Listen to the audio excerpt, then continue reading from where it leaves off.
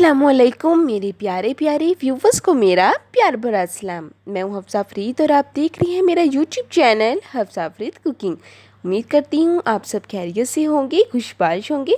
अगर आप चाहती हैं कि किचन में आपकी ज़िंदगी आसान हो जाए तो आज की रेसिपी स्पेशल आपके लिए। तो रेसिपी को हम स्टार्ट करते हैं। तो सबसे पहले हमें चाहिए अदरक 1.5 से 2 इंच अदरक हमने यूज़ करनी है। अदरक को अच्छे से धोकर छीलकर इसे मोटा मोटा काट लेना है। और साथ ही हमें चाहिए 8 से 10 चवे लहसुन के। और इसके साथ ही हम यहाँ पर धनिया को अच्छे से धोकर मोटा मोटा काट कर रख लेंगे।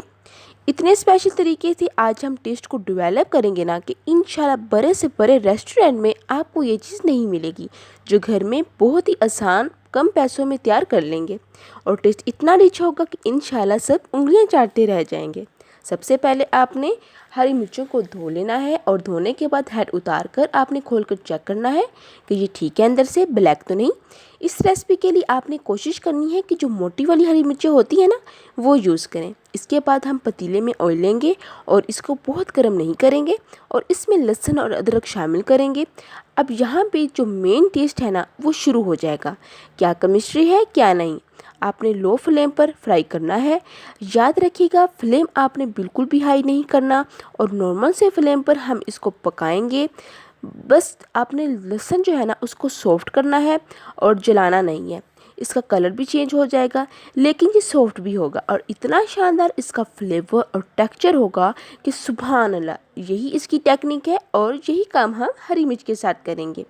पहले हम इसको पकाएंगे जब तक कि लहसुन के ऊपर आपको गोल्डन सा शेड नज़र आना शुरू हो जाए और ये सॉफ्ट ना हो जाए। इसके बाद हरी मिर्ची इसमें शामिल कर लेंगे। ये तकरीबन 150 से 200 ग्राम है। इनको आपने धोकर काट कर ड्राई करके ऑयल में शामिल करना है। अब यहाँ भी लो टू मीडियम फ्लेम पर आपने इनको फ्राई करना है, जलाना नहीं है।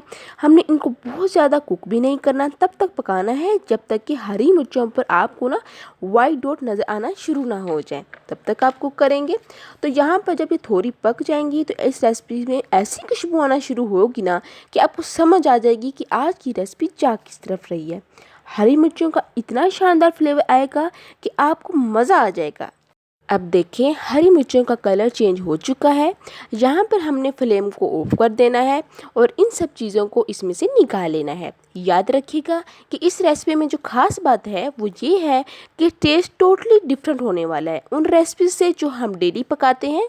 और ये ज़िंदगी आसान कैसे करेगा ये मैं आपको आगे जाके बताती हूँ।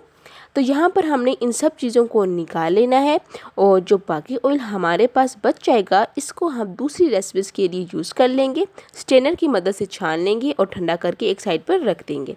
इसके बाद आप ब्लेंडर का जग लेंगे और इसमें फ्राई की हुई चीज़ों को ठंडा करके शामिल कर देंगे और साथ ही हरा धनिया भी शामिल कर देंगे। ये मैंने काटा हुआ था तकरीबन एक छोटी प्याली। और साथ ही हम इसमें हाफ़ टी स्पून जीरा पाउडर शामिल कर देंगे, हाफ़ टी स्पून नमक भी शामिल कर देंगे।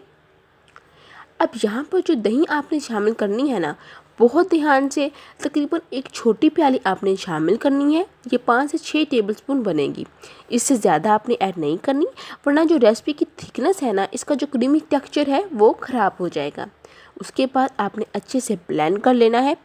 ये रेसिपी ऐसी रेसिपी है, अगर आपके पास सालन नहीं है, आपको समझ नहीं आ रही कि आप घर में क्या बनाएं, तो आप ये बना लें। इसको बनाकर आप फ्रिज में 2 से 3 दिन के लिए रख सकते हैं, ये ख़राब बिल्कुल भी नहीं होगी।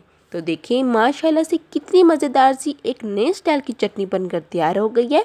अब आप इस चटनी को पराठे के साथ, रोटी के साथ, इसको चावलों के साथ जैसी मर्ज़ी इस्तेमाल करें, इतना रिच टेस्ट होगा कि आप उंगलियां ही चाटते रह जाएंगे। उम्मीद करती हूँ कि आपको मेरी रेसिपी अच्छी लगी होगी। तो मेरी रेसिपी को लाइक कर दें और मेरे चैनल हफ्सा फरीद कुकिंग को सब्सक्राइब कर दें। चलती हूँ, फिर मिलूँगी एक नई रेसिपी के साथ। तब तक हफ्सा फरीद को दें इजाज़त। अल्लाह।